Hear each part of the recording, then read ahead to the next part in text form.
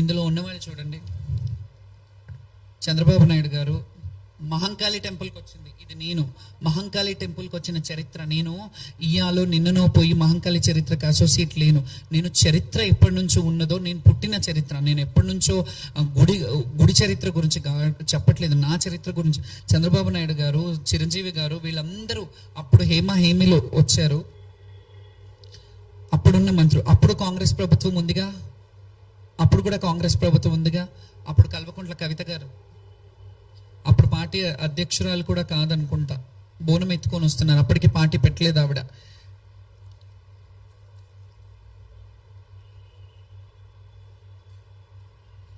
లాల్ దర్వాజాలో తల్లికి బోనం.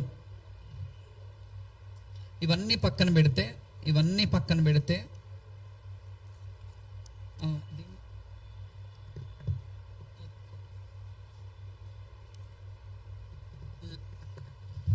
దీని గురించి మాట్లాడతాను ఇప్పుడు.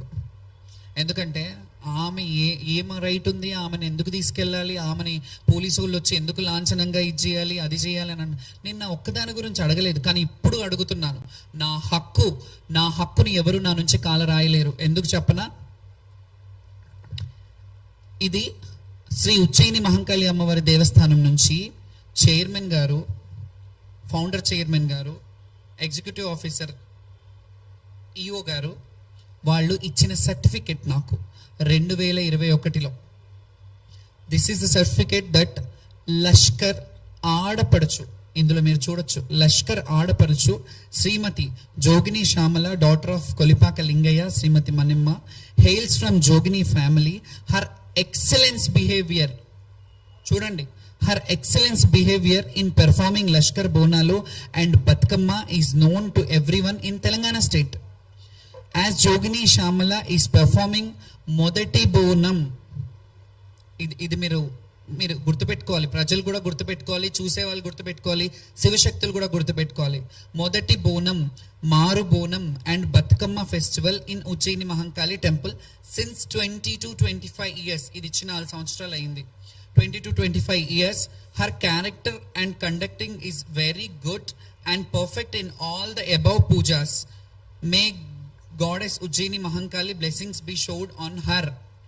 ఈ లష్కర్కి ఆడపడుచు అనే సర్టిఫికెట్ ఏవైతుందో ఉజ్జయిని మహంకాళి దేవస్థానం నుంచి ఉంది. మీ ఇళ్లలో ఆడపడుచులకి అన్యాయం జరిగితే అడగరా, మాట్లాడరా? వాళ్ళ ఆవేదన ఒక ఇంటి మీద అన్ననో తమ్ముడో అక్కనో చెల్లునో వాళ్ళని ఇబ్బంది పెట్టినప్పుడు వాళ్ళని అడగరా? నేను అడగడంలో తప్పే ఉంది? నేను బోనాలలో తెచ్చినప్పుడు, నా బోనం వచ్చేటప్పుడు మీరు ఖచ్చితంగా నాకు ఆ ప్రయారిటీ ఇవ్వాలని అనడంలో తప్పేముంది? నేను ఏం తప్పు చేశానని నన్ను అలా రాంగ్గా పోర్ట్రే చేస్తున్నారు మీరు. దేవస్థానం వాళ్ళు కావచ్చు, ఎండోన్మెంట్ మినిస్టర్ గారు ఎందుకు మాట్లాడలేదు దీని మీద? ఆవిడ మాట్లాడి మమ్మల్ని పిలిపించుకొని మాట్లాడినంటే ఇది ఉండేదే కాదు కదా. I respect the women. ఒక ఉమెన్ కి ఎండోమెంట్ మినిస్టర్ ఇచ్చారని సంతోషించా, ఆవిడకి వెళ్ళి రిప్రజెంటేషన్ ఇచ్చా. కానీ ఇవన్నీ జరుగుతున్నప్పుడు ఒక మహిళగా ఉండి ఇట్లా కాదమ్మా, మమ్మల్ని ఒక బిడ్డలాగో ఒక చెల్లిలాగో మీరు ఆదరించొచ్చు కదా, మేము ప్రాధేయపడుతున్నాం కదా. ప్రభుత్వాన్ని మేము మిమ్మల్ని తిట్టలేదు, మేము మిమ్మల్ని శాపనార్థాలు పెట్టట్లేదు, కానీ మా మనసుకున్న కలకల తగులుతుంది. అది మీరు జాగ్రత్త పడాలి. మా మనసు వేదనని మేము ఎవ్వరి డబ్బుల గురించి, ఇన్నేళ్ల చరిత్రలో ఏ గవర్నమెంట్ మాకు డబ్బులు ఇచ్చింది? ఏ గవర్నమెంట్ నుంచి ఒక రూపాయి తీసుకొని చేశాను? చరిత్రను మోసుకొస్తున్నాను నా భుజాల మీద ఈ రోజు నేను ఈ చరిత్రను మోసుకొస్తున్నానంటే మీకు అర్థం కావాలి నా ఆవేదన. నన్ను డీగ్రేడ్ చేసి నన్ను ఇది చేసినంత మాత్రాన మీరు కూల్చే రకం కాదు. నేను స్ట్రాంగ్ గా చాలా దక్కా ముక్కీలు చాలా జీవితంలో చాలా అనుభవించి ఈ రోజు ఇట్లా నిలబడ్డాను. 10 మందికి ఆదర్శంగా ఉన్నానంటే నేను ఉట్టిగా రాలేదు. ఈ 35 ఏళ్ల సామ్రాజ్యాన్ని నేను ఉట్టిగా ఇచ్చేసుకోలేదు. ఈ స్థాయికి ఇది తెప్పించుకునే స్థాయికి నేను ఉట్టిగా రాలేదు. ఇది రావాలంటే ఎన్ని బాధలు పడ్డాను, ఎన్ని అవమానాలు పడ్డాను, ఎన్ని ఇబ్బందులు పడ్డాను, ఎంత మనోవేదనకు గురయ్యాను. ఇది మీకు అర్థం కావట్లేదా? ఎక్కడ పోతుంది అసలు? ఫస్ట్ ఆఫ్ ఆల్ చెప్పాలంటే ఆ గుడికి రైట్ హక్కు నాకుంది. నేను హక్కుదారిని. నేను బ్రతుకున్నంత వరకు నా హక్కు ఆ గుడికి ఉంది.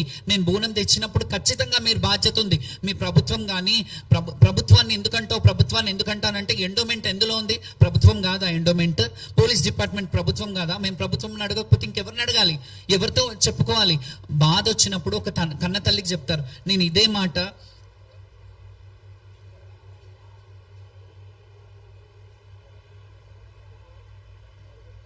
పంపించావు నాకు.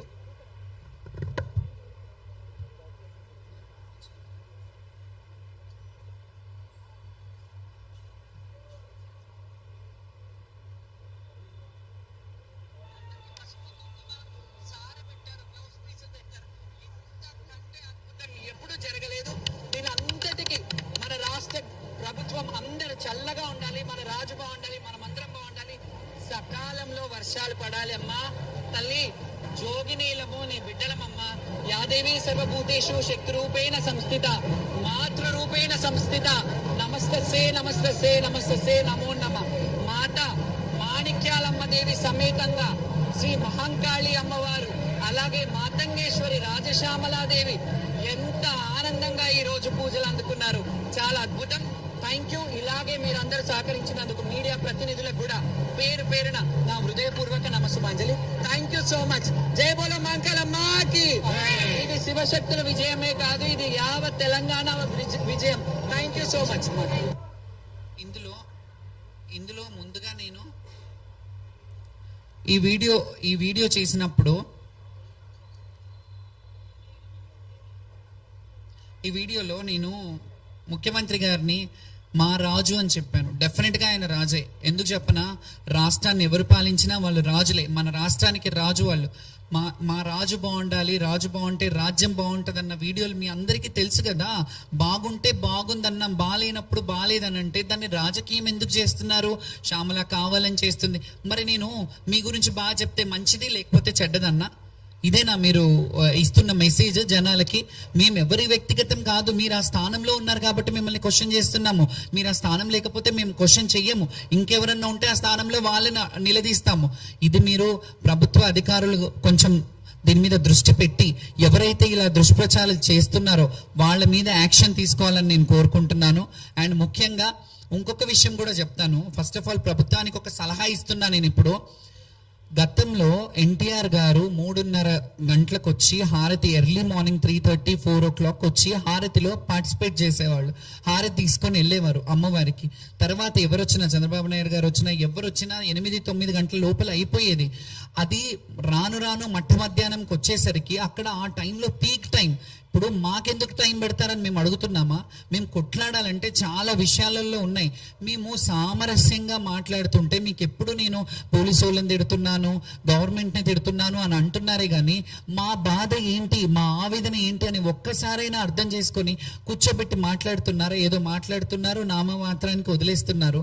ఇప్పుడు నిజంగా చెప్తున్నాను, నాకు జరిగిన అవమానం మీద తీవ్రంగా ఖండిస్తున్నాను. ఇది ప్రభుత్వం ఖచ్చితంగా చర్యలు తీసుకోవాలి ఎవరి మీద అయితే చేస్తున్నారో.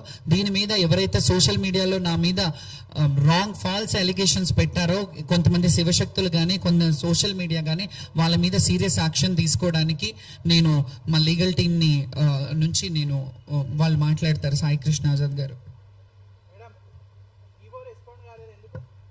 ఏంటండి అది మీరు అడగాలి కదా. ఈవోని క్వశ్చన్ చేయాలి. మీరు రెస్పాండ్ అవ్వాలా, మంత్రి గారు రెస్పాండ్ అవ్వలేదని మీరు అడుగుతున్నారు క్వశ్చన్.